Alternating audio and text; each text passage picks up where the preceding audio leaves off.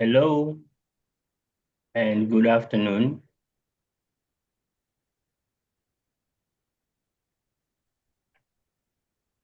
Hello, good afternoon. Yeah, um, it's already past 2.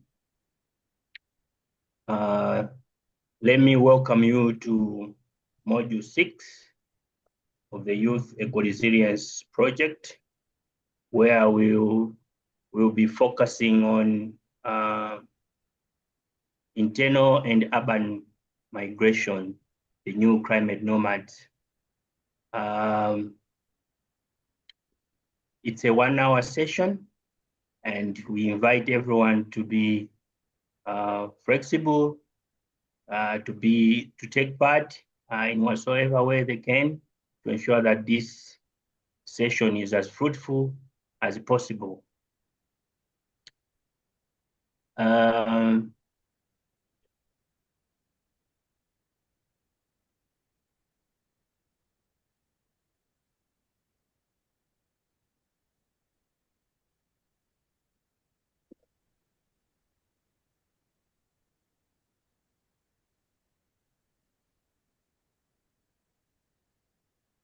all right, so I think the rest of the people will find us in the process of doing our live stream. Let me begin by introducing what climate migration is all about or how it happens.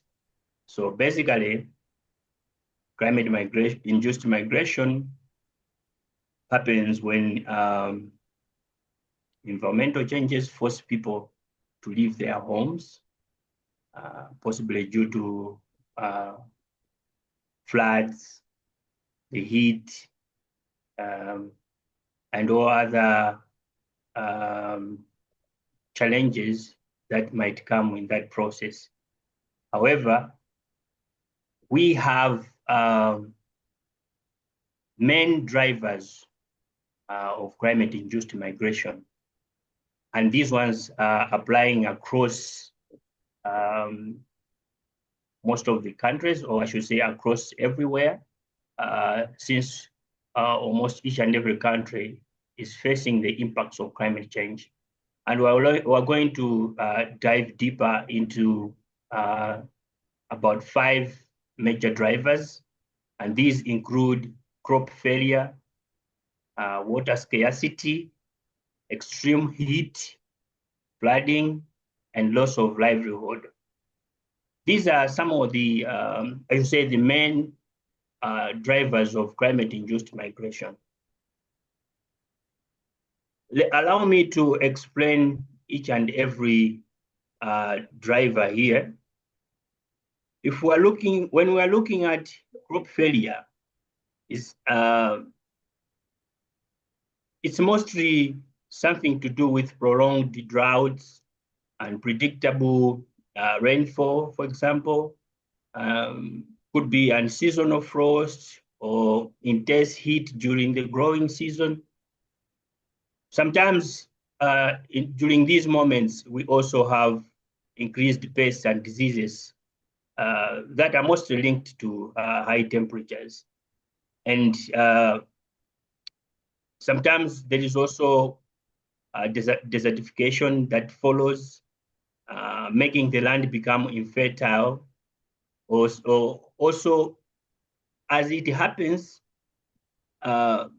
we begin to face food insecurity just because crops are not doing very well due to these factors. So, especially for those communities that rely on subsistence farming, it means during this moment, they can no longer harvest enough for themselves. At the same time, it means they have, for example, find themselves into debts because it means the home no longer has money or food to take them through over their livelihood. And this, by the end of the day, forces people to move into other areas or into other regions. When we look at water scarcity, water is almost 90% of everything that we do. And usually the problem with water scarcity comes when we have droughts or when there is glacial melting, which reduces long-term river flows. And because of this, we have depletion of water, including groundwater, which sometimes we can depend on. At the same time, we look at factors to do with salty water or saltwater intrusion that also comes in the process. And due to water scarcity, now it becomes a competition, to try and find water for example, for agriculture or for household use, or sometimes for industrial use. And when this happens, it means we are lacking short of proper sanitation, health, as well as agriculture. These factors also force people to move from their location into somewhere else. Let me also look at the extreme heat. When we're looking at extreme heat here in Malawi, it's a very good example because we also face this. And I think my colleagues later will try and explain that in some deeper way. Actually, increase in temperatures will, by the end of the day, also increase in what we call the wet bulb temperature, whereby we measure the combination of heat and humidity. And when this happens, it actually becomes really difficult for us as human beings, to sustain very well, because the body is made to try and sweat in order to cool down. But when this happens beyond certain temperatures, it becomes very unbearable, and then we move to other places where we can find our livelihood so cool. Let me also talk something to do with flooding. When floods happen, sometimes they wash away homes, they wash away the land that people are supposed to cultivate their food on. Sometimes they completely get rid of everything that a community might be depending on. And by the end of the day, people are forced to move or to relocate to other places. Okay. When we look at the loss of livelihood, these are some of the cross-cutting consequences of most of the things that I've explained. And in that process, people also lose their livelihood. And due to that, they find themselves moving in with either internally within the country, or sometimes even beyond, going to, crossing the borders to other countries. So it should occur to everyone to say people are not moving by choice, but they are rather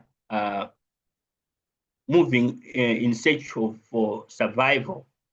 And this is actually the reality that I explained here in Malawi and actually across the world as well.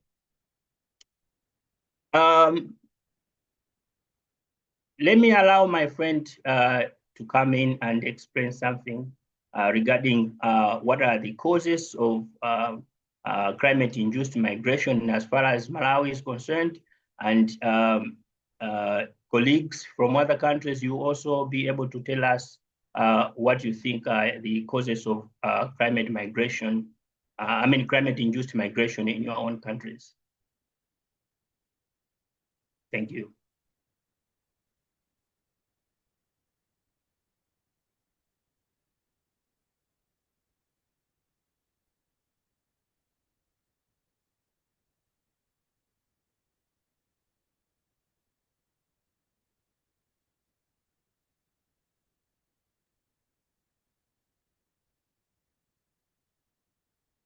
What passou?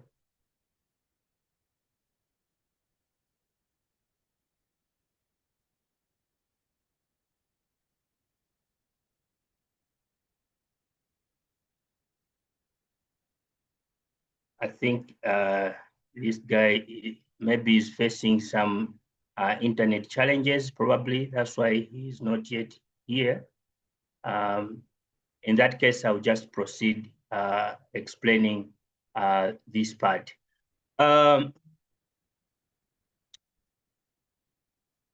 Here in Malawi,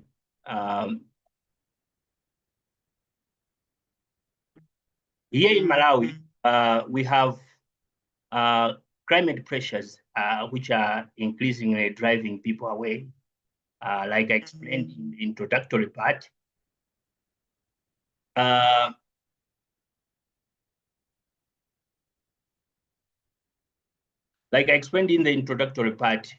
we face more frequent droughts here in Malawi.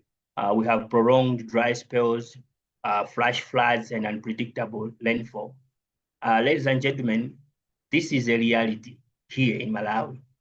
This is exactly what is happening and is the kind of pressure that we're receiving almost each and every year. For example, here in Kasungu district and much of the central region, most of the people struggle with crop failure because sometimes we're receiving erratic rains and sometimes the heat is just too much beyond what most of our staple food can tolerate. And due to this, we fail to harvest enough. Families lose food, and because most of the farmers greatly depend on agriculture for their livelihood, it means there is also a high loss of income. And all this forces people to move, especially young people, from the local areas into the cities in search for jobs and other opportunities and try to survive. At the same time, several climate pressures are also pushing people, like it was mentioned in the introduction, to say droughts, dry spells, and floods, as well as unpredictable rainfall, all in combination, the factors that we are experiencing at the moment.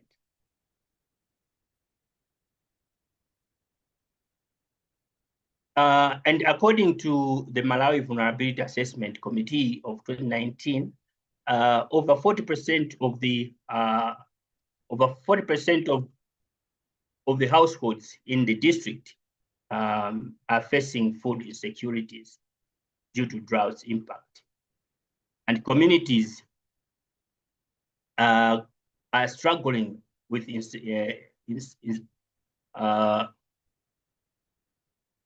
insecurity and livelihood challenges. These climate shocks are creating new migration patterns, those from the village migrating into the cities in search for proper livelihood. There is also pressure for resources and also due to high unemployment rate. All these things in combination are forcing people to move into new places where they can find themselves a proper livelihood. As we face these challenges, it is very important, of course, that we build resilience and try to find adaptation strategies so that we can try as much as possible to mitigate the impacts of climate-induced migration.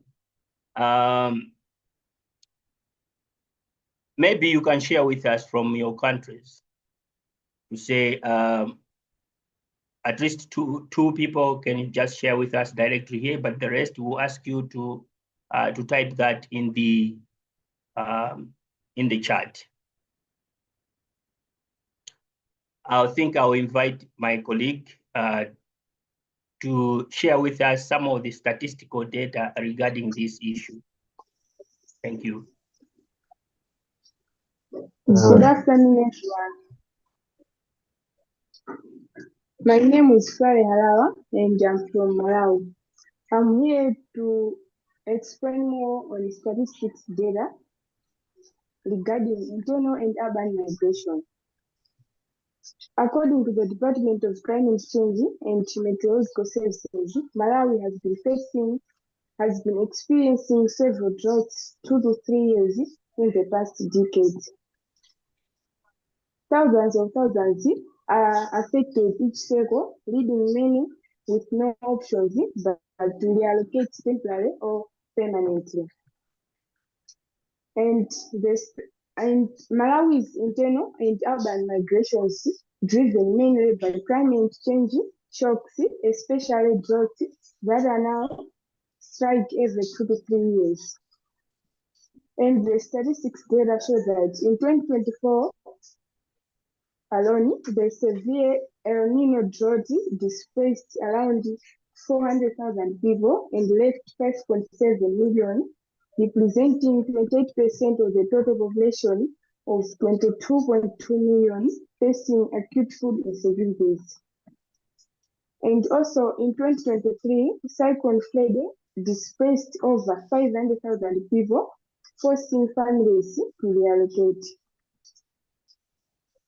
Finally, rural to urban migration accounts for about 54% of all internal movements and drives more than half of the urban growth, leading to 4.1 to 5% per year, pushing the urban population to nearly 20%, which is representing 4.4 million. Thank you.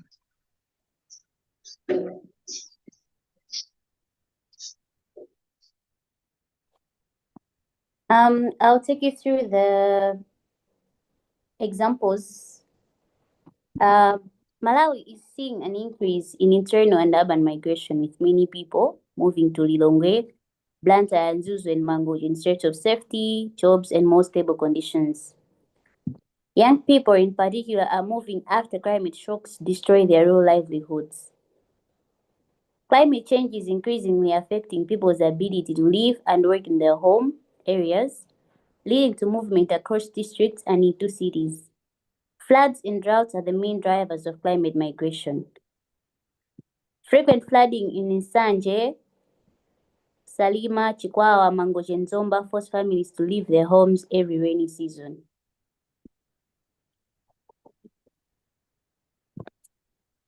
Prolonged droughts in Balaka, Ncheu, Dedza, Chikwawa, and Nchinji reduce crop yields and create food insecurity, pushing people to search for better opportunities elsewhere.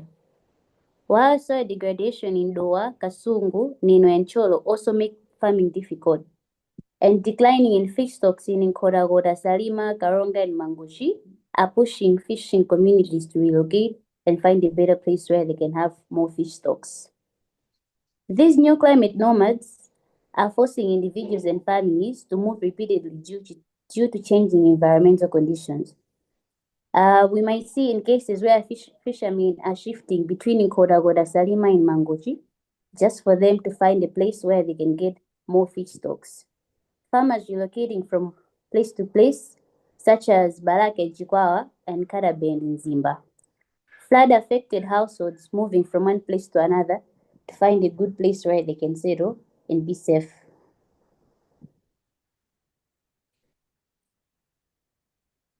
Next slide. Yeah, thank you very much.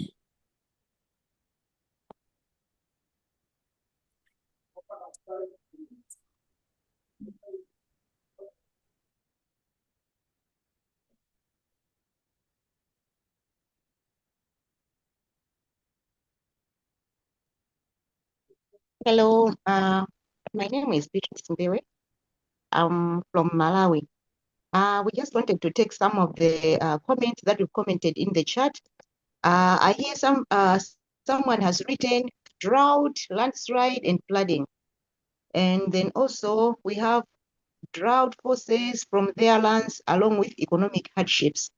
And we also have this one, mining sector, cyclone, water pollution due to contamination with waste starch paper.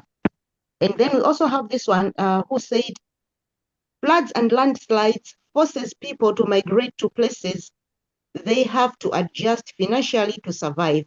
And then this one said drought and floods force people to migrate to other parts in search of better living. And the last one that I have in the comment box, it says prolonged droughts. So these are some of the comments that we've had in the chat so far. All right. Thank you so much. We've been listening quite attentively to the real examples of how people are being forced to move out of their home areas into new places, not because of choice, but because the environment has forced them to do so. We would like to hear from you, to say what are the other real examples that you may have and you can share with us. We just want to take from two directly from here. So you just raise your hand and then we'll try and give you space to say something.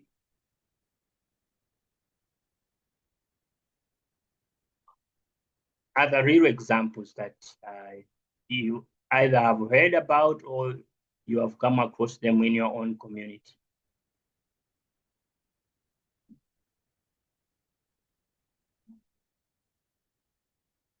Yes, Tom Kayange.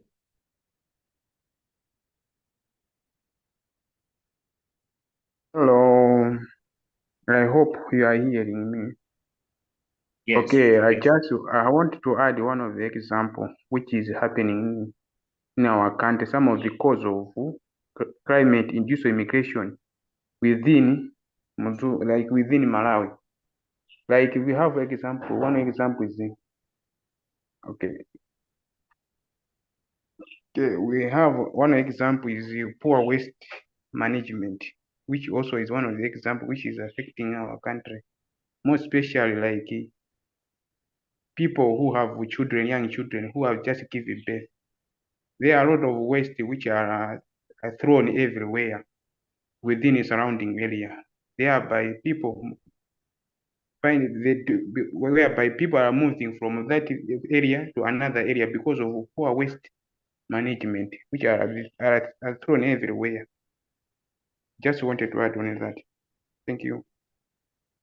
Thank you so much. Maxwell Solobala. All right, thank you for the opportunity. Actually, I wanted to add another example, especially about Cyclone Freddy, which happened in 2023. So I just wanted to cite like what actually happened to a certain village in Chilamsu.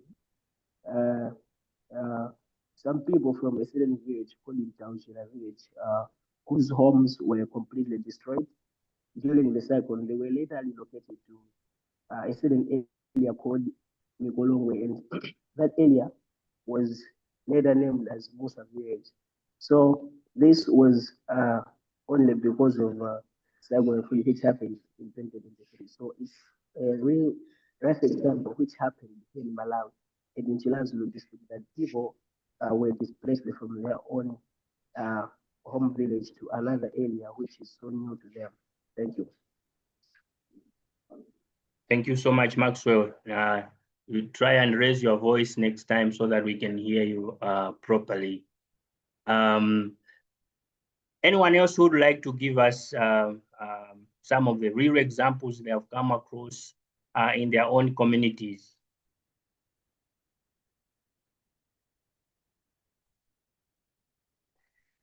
You can also, as you're trying to do that, you can also try and give us just type in the chat box one cause of climate-induced migration you have so far observed in your area.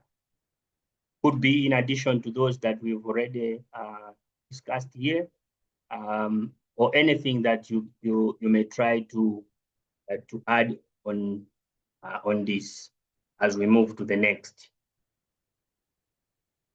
All right. We've looked at someone wants to say something? Oh yes, Venecio, we have two comments in the comment section. Yes. We have one said, floods and climate-related sorry, I'll take that one again. Floods and climate-related wildfires push people away from their communities. And this one was also giving the direct answer, said floods is one example. And the last one said, my age mates in my community have migrated to Salima Sugar Company to find casual labor, which has led to reducing labor force in the community as well as increasing population in Salima. That is all that I had from the comment box. Thank you so much. Indeed, as people are moving from their homes into new places, we should expect that the population of that new area is going to increase. And like I said in the beginning, we start now struggling for the little resources that are within that community, which by the end of the day makes this whole thing quite difficult sometimes, but also complicated, all due to climate-induced migration impacts. Now, we would like to quickly move into what are the effects of climate-induced migration. We've from our introductory part, we looked at the 5 drivers of climate-induced migration, and we also focused on what are the major causes of climate-induced migration from within our country, but also beyond. And we've tried to focus on what are the major or real examples that we've so far faced in this process. Now, I would like to look at what exactly are the effects of climate-induced migration. So, when migration occurs, it affects both communities, meaning the people that live behind, at the same time, the communities that receive these climate nomads. So these impacts include social, economic, and environmental, and they are felt immediately. In Malawi, we are stressing more about Malawi because, we come from here, so we are quite conversant with what is happening here. And in cities like Lilongwe, which is the capital of Malawi, and Blantyre, we are already experiencing these things. We have high population, most of the people moving out of their villages and into these cities in order to fend for themselves. And as more and more people arrive looking for safety,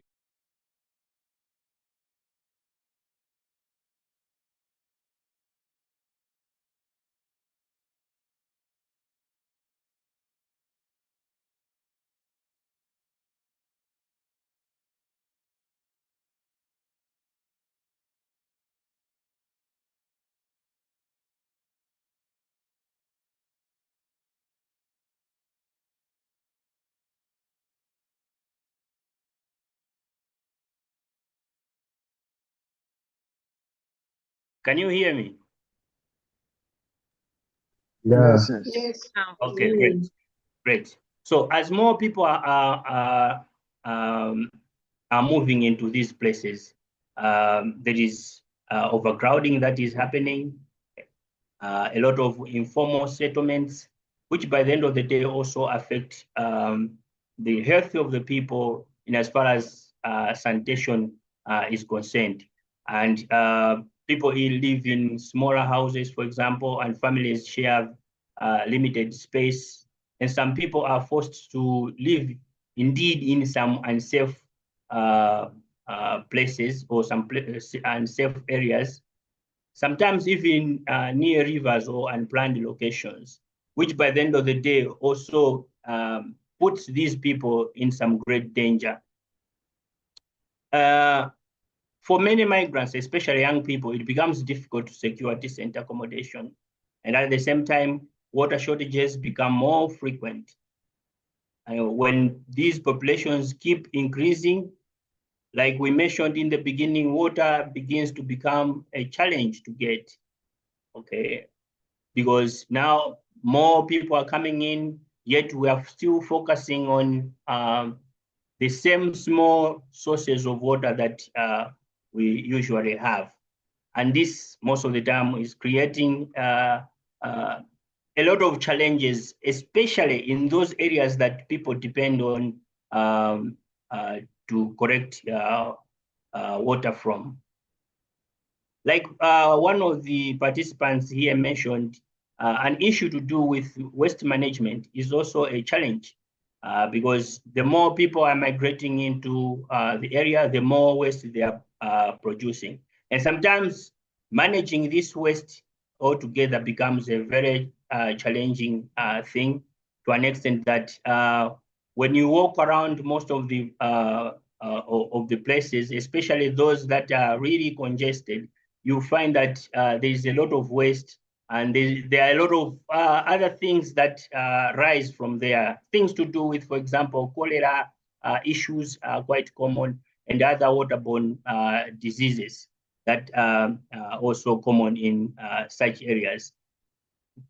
Unemployment, which is a very big challenge right now, continues to be a challenge as people are also migrating, because people are struggling for the same little resources that are at their disposal.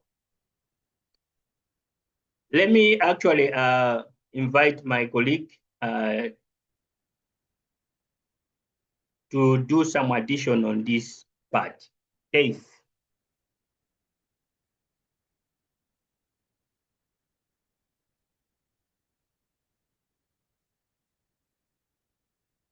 Is Keith here? Hello. Can you hear me? Yes, yes. You can All right. hear. Hello, everyone.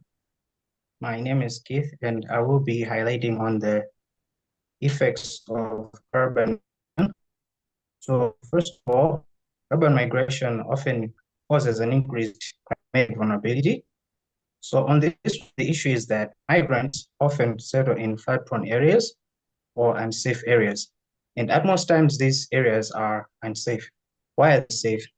It is mostly because these people will most likely meet like flood, landslide, or even storm. Secondly, I'll move on to the point of social tension. So on this one, as the migrants within the cities, there is always a competition over access and control of resources between these new migrants and the urban residents. Sorry, Keith, we can't hear you properly. Maybe check your mic.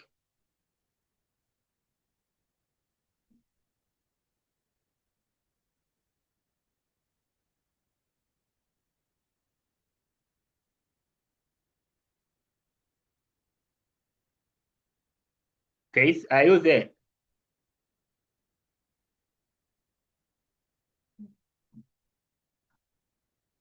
It's probably due to network. I'm sure of that. Hello, sorry about that. Am I audible? Yes, yes. Yes. So if the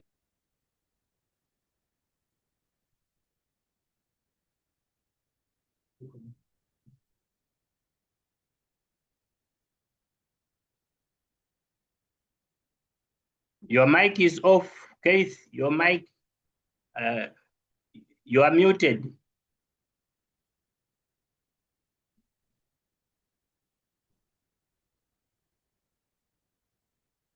Keith, you are muted.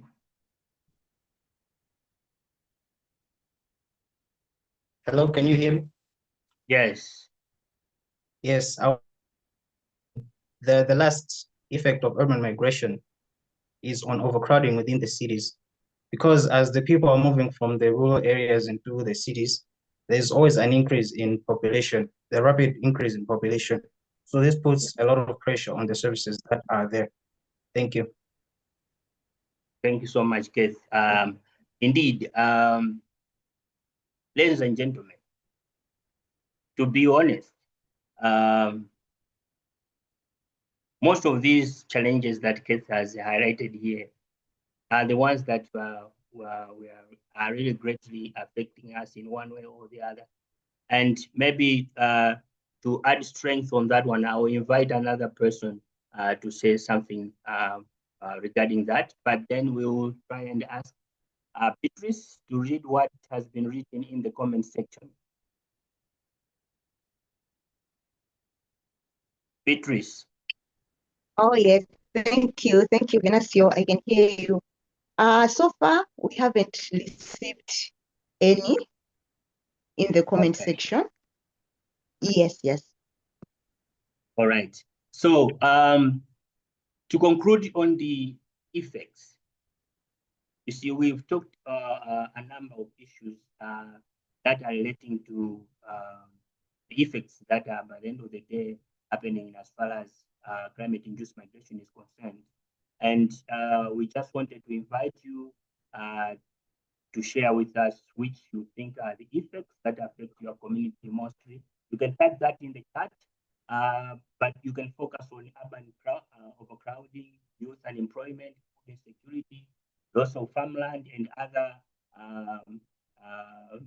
issues that you can try to write there. Let me proceed to the next part, where we'll be looking at a story that our colleague will be sharing with us regarding what happened in Mtauchila village in traditional solitary Kose in Chilazuru district, which is found in the southern region of Malawi. Thank you.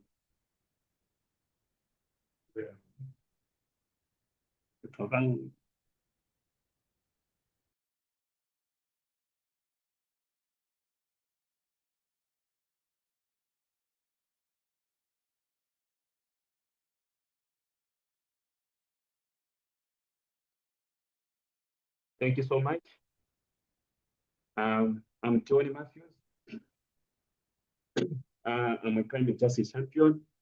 For the past years, I've been working with the farmers who are affected by the impact of climate change, but also I've been working with the victims of climate-induced disasters in Malawi and the southern region.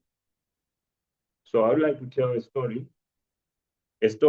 of the tragedy of Mtauchila village. So in Malawi, in 2023, March, we experienced the most devastating climate-induced disaster called Cyclone Freddy, which affected most the southern region of Malawi.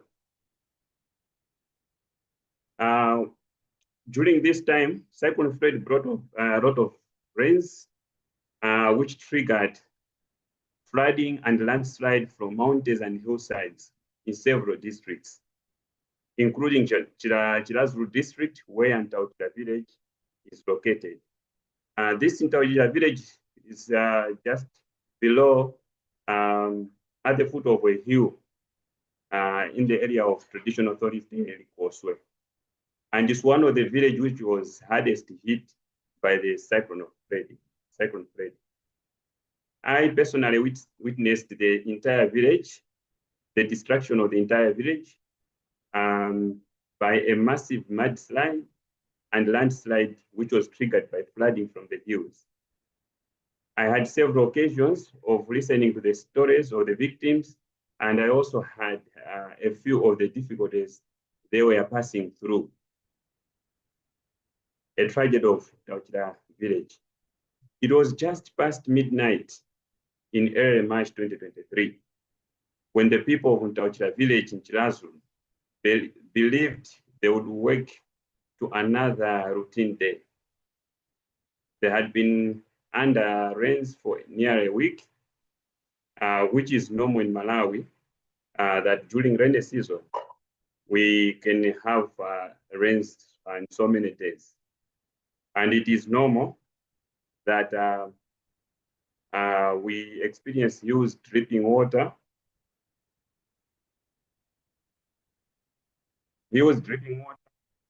streams swelling, But for Ntauchira village, nothing was suggesting a disaster. Their lives were rooted in this, their land, their homes clustered close, children going to school, farmers tending their fields, and families building their future. Then at around 3 a.m., a terrible crash rose from Chambe Mountain above the village. A massive landslide, a wall of mud, water, and uprooted earth tore down the hillside. In minutes, the mud sheet crashed the village. Houses evaporated under the overflow. People were carried away in darkness.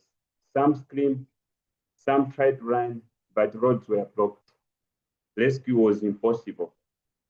By dawn, Ntauchira village had vanished as if it never existed. Initial reports spoke of several dead, dozens injured, and many missing. Homes, memories, and histories lost. Families left with grief, shock, and nothing but uncertainty. In the days that followed, the survivors located to a temporary camp, which included the school buildings, community centers, shelters for the displaced. And at this moment, their lives paused. Children went missing their school classes, adults mourning, entire families depending on hope. Weeks later, authorities and community leaders identified a safer place in Mikolongwe to resettle the survivors. They called it Musa Village. Plans were drawn, 59 new houses, 1 acre of farmland per household, a chance to rebuild. Slowly, with the help from the community partners and organizations, homes emerged. Families moved in. Survivors planted maize, sweet potatoes, pigeon peas. Some even received goats. First goat, then goat offspring, passed on in the spirit of renewal. A semblance of normalcy returned. Yet, beneath the new roofs lay grief, unanswered questions, and deep loss. For many, life will never be the same. The land of their ancestors, childhood memories, childhood friendship, all gone. In exchange, they got brick walls, farmland, goats, but also a memory that would never fade. Ntauchira, the village swallowed by the mud, lost to climate's fury. Their journey from loss to resettlement, from land to new land, is a powerful example of what it means to become a climate nomad. They did not choose to move. The climate forced them. Yet, amid this loss, they found resolve. They reshaped themselves, rebuilt, and grew again. As we young people, as we continue discussing about the rural and urban migration, climate displacement, and the future of a warming world, Ntauchira's story stands as a call to remember. For many, migration is not a choice. It is survival. And survivors deserve not just charity, they deserve dignity, they deserve support, and they deserve a chance to rebuild their whole lives again. Thank you for paying attention. Thank you so much. That was Matthews trying to share with us quite a touching story about Ntauchira village. This is not a make-up story. This is real.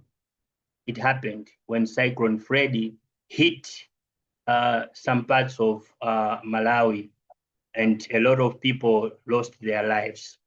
Now, looking at what we've so far covered, we would like to go into what we've suggested as some of the solutions that can help in as far as the impacts of climate change are concerned, and how, as young people, we can work together to try and reduce or try and do something, to curb these impacts of climate change. Let me invite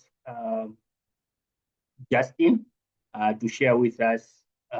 Actually, Justin um, and her colleague to support us on what they think are some of the solutions. Thank you. Hello, everyone.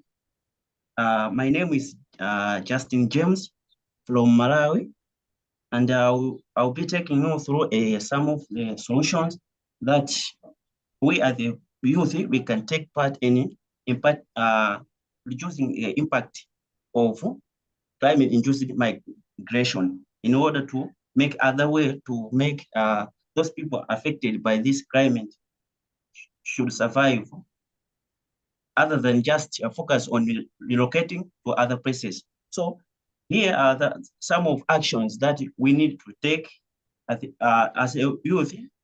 We need to take so that we can find another way to survive other than just to focus on relocating to other places. So first,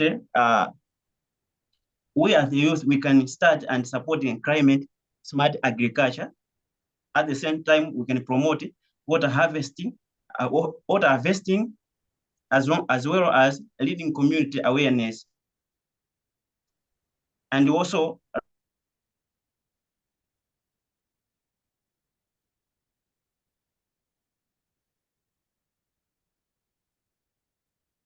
climate campaign, and also entrepreneurship, while also take into first 4 points other continue by my colleague Anganile. So let's dive into explanation of this point. So first, as a youth, we can take action by start or supporting climate smart agriculture. So people can adopt a farming practices that boost food production in a sustainable way, strengthen farmers' ability to cope up with climate shocks like drought, floods, and also at the same time help reduce greenhouse gases emissions. For example, including growing drought crop for example, growing drought tolerant crops and also integrating trees into our farms. In this way, while understanding that a climate impact also affects agriculture, so we people in our community we need to adopt these farming practices. So by doing that, it will improve food security, strengthen resilience, and as well as stabilize rural livelihood, thereby reducing pressure to migrate, especially among young people. Another solution that youth we need to take is promoting water harvesting. Water harvesting, this need people to collect and storing water, rainwaters from rooftops and opening spaces for us to be used during dry spells. By collecting and storing rainwater, community may have enough water for drinking, for cropping, and as well as to practice some small gardens even when drought spells hit. This increases household stability and also prevent people from leaving rural areas due to water stresses, more especially young people. Another point is leading community awareness. This, as a youth within our community, we need to be on front to lead our communities on issues of climate, on issues of awareness on impact of climate, climate-induced migration and the impact. So This involves young people can organize meetings or training sessions to reduce to educate community members, especially those at risk about climate changes, also on how it contributes to migration and also practical adaptation measures they can adopt to stay resilient. Therefore, by doing this awareness campaign teaches community how to manage resources, prepare for climate risks, as well as adopting better farming and water plus practices. At the end, when people understand adaptation options, they can respond locally instead of migrating to other cities. Another point, another solution that youth think to take part in solving climate impact migration is learning digital climate campaign.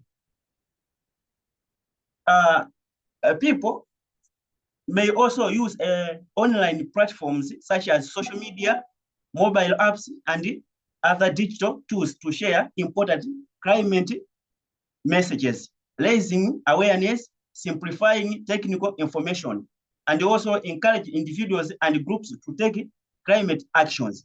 By sharing adaptation tips, these adaptation tips, early warnings, opportunities, and community solutions, this campaign empower young people and entire community to stay engaged in local development instead of viewing migration as only option for their survival.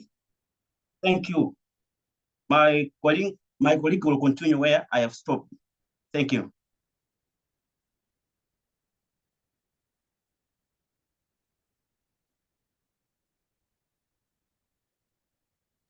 Anganira, are you here? Maybe Venasio, before Anganile comes in, I've got some comments in here. I don't know if I can take this.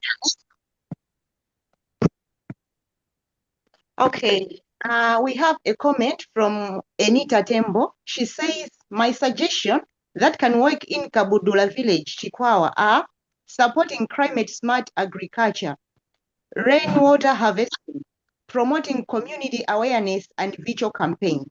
So far, this is what we've got. From the previous, I don't know if I can also do from the previous slides. Can I? Yes. Okay. We had this comment from Diverson Chirwa. He said, urban pressure is really a problem even here in Zomba, where there are new people coming in the city. And we also heard from Anita Tembo said, food insecurity and loss of farmland is the major problem in Chikwawa. And then from Andrew Jailos, he said, reduced local markets and tax base can cause economic decline and underdevelopment.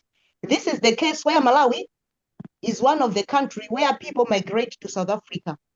The rate of crimes do increases. This is because migration is about survival. So if they can't find what they want in urban, they are likely to steal. So that is all that I got from the chat box. Thank you. Thank you so much. Thank you so much. Anganile. Yes.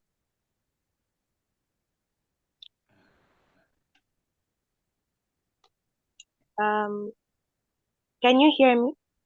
Yes, we can hear you. All right. So is my video on? Like I can see, I think it's the network, but then I can see the video. You mean you cannot see the slide? No, like I've switched on the video, but then I'm not able to see myself there. You can switch it off if it is disturbing the other parts that you're supposed to work on. All right, thank you. So on the youth solutions, to continue from where my colleague stopped, so we can form youth climate labs. So these will be able to help raise awareness to other people, like how they can be able to, deal with climate-induced migration and the effects concerned with it. So, apart from raising awareness, the youth climate clubs will also promote eco-friendly habits, which will prevent the further climate changes. So these eco-friendly habits are recycling, tree planting, and yeah, a lot more. And then the youth climate clubs will also help connect globally, just like what we are doing here, working together in order to come up with solutions on how to deal with climate-induced migration and the like. Even apart from climate-induced migration, we're working together to deal with other problems as well, apart from, yeah, climate-induced migration. So, All right. All right, right. Thank you, Anganili. And maybe to just add on that one, in case you have other solutions that you are suggesting, and as far as especially looking at those solutions that can work in your community, please share them in the chat as we progress to the next slide where another colleague is going to come in. Venancio? Yes. Okay, I just want to add one point. It's like we can also use peer-to-peer session. Like we can use peer-to-peer session to teach our community and the education. We can teach our fellow youth, classmates, young children, and even adults about save water, plant trees, manage waste, and protect nature. We can also use that method to teach our community leaders as a chief, pastors, because these people they have a big role about influence to the community. So I think peer-to-peer method can also help us to use for climate change. Thank you. Thank you so much. Thank you so much for that as a part of the solutions that we can take on board to try and ensure that we take the platforms, all the possible platforms we can use to try and create greatest awareness. Okay, our colleague is going to take us on this part. Thank you. All right, thanks my colleagues and everyone. Now to proceed with our program, let's move into question and answer session. I will take 1 to 4 questions. However, I would like to ask you, make sure that your question rather is clear so that there is accurate and faster response. So you may type your question in the chat box, or you can just raise up your hand so that I can pick you to share your question. Then I'll present it to the right presenter to respond.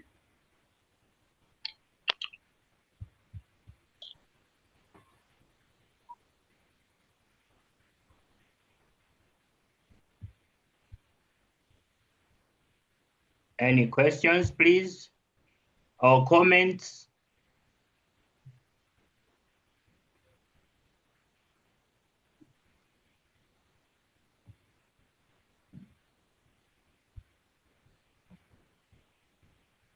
You should probably check in the chat. Yes.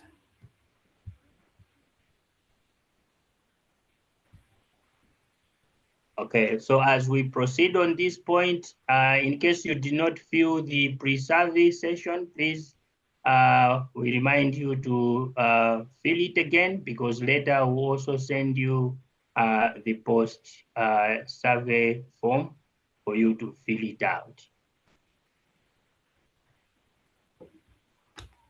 Yes, Renazio, you have any questions that have popped up?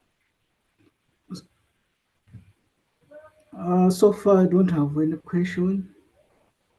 in chat box. Or any comments? Yeah, I think it is from the past discussion. Of course, they're saying from Jessica, she's saying when educating the community, there is a need of enforced mindset change.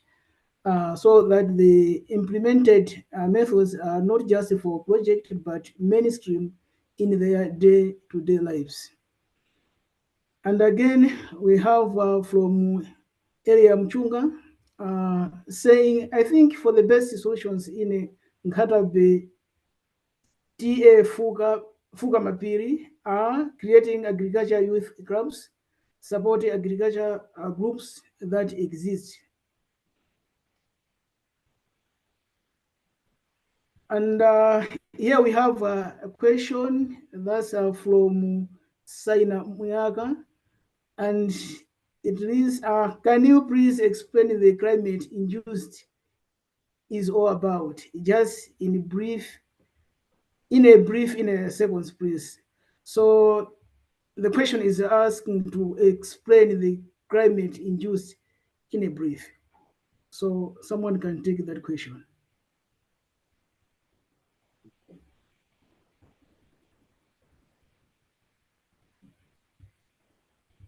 Okay. Okay. Yeah.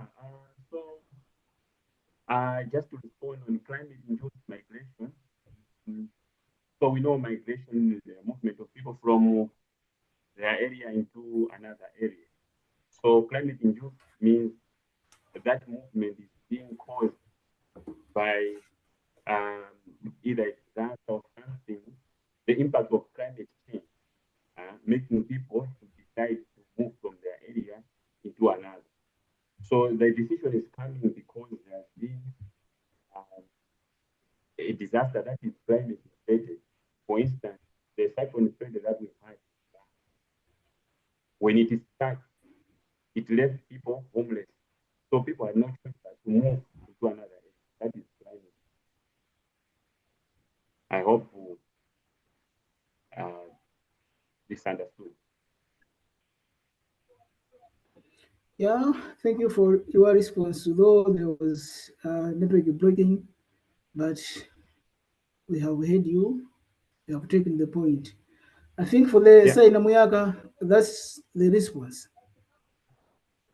Then Any I have comment or question?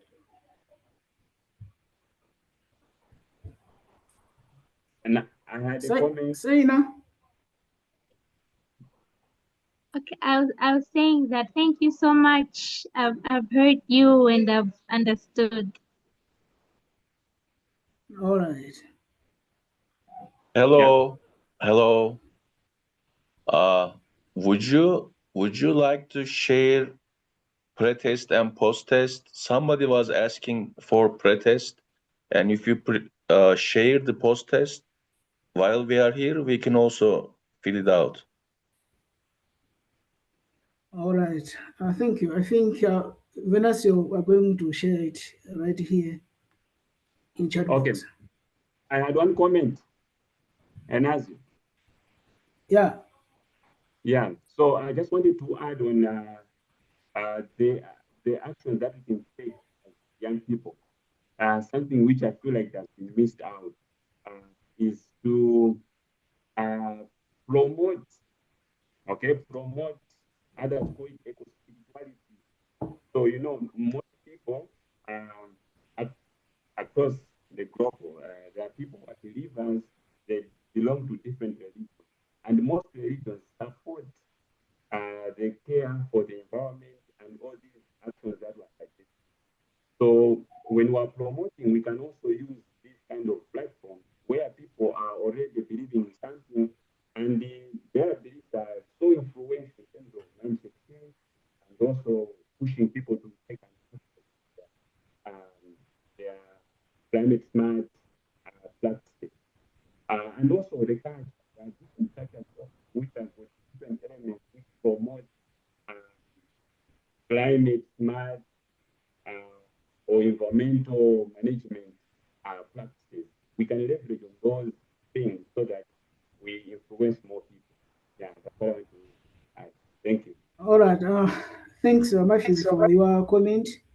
Now, I have a question in the chat box from Lima Tunungi. If forgive me if I have pronounced your name wrongly, but it says in Ethiopia, problems such as floods, landslides, and drought are the main challenges that causes community migration. So you support us, like they want to know from us, from Malawi, if we can support them. I think main point is how can we support them in terms of idea or solutions. You hear the question?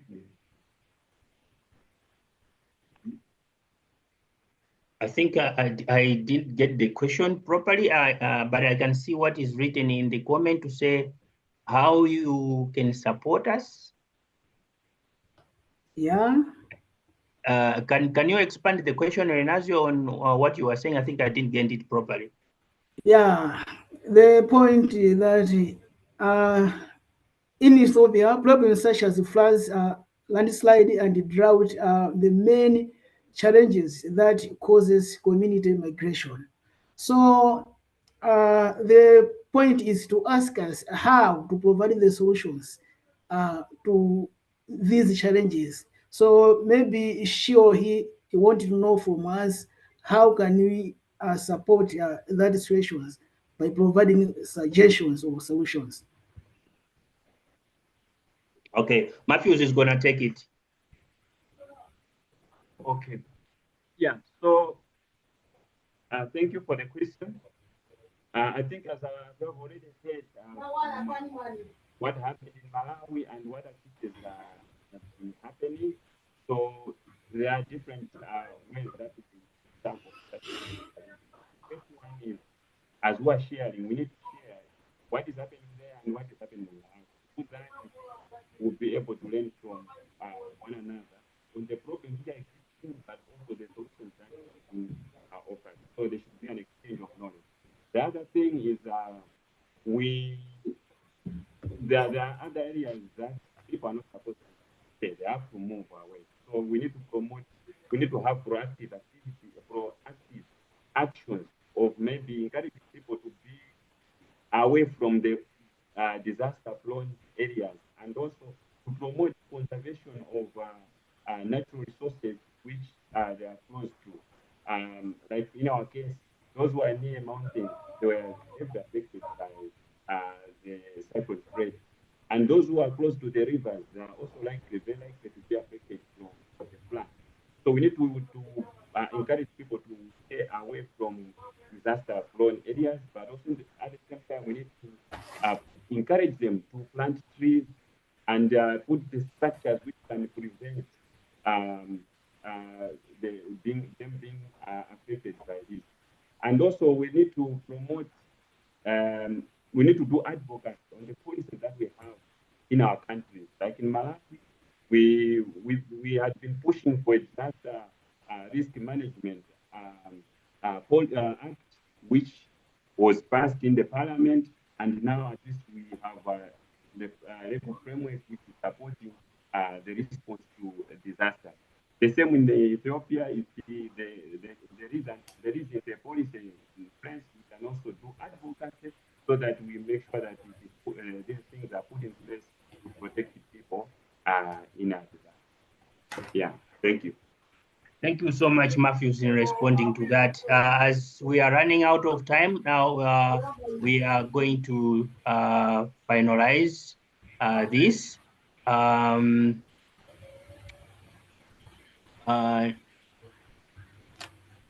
Okay.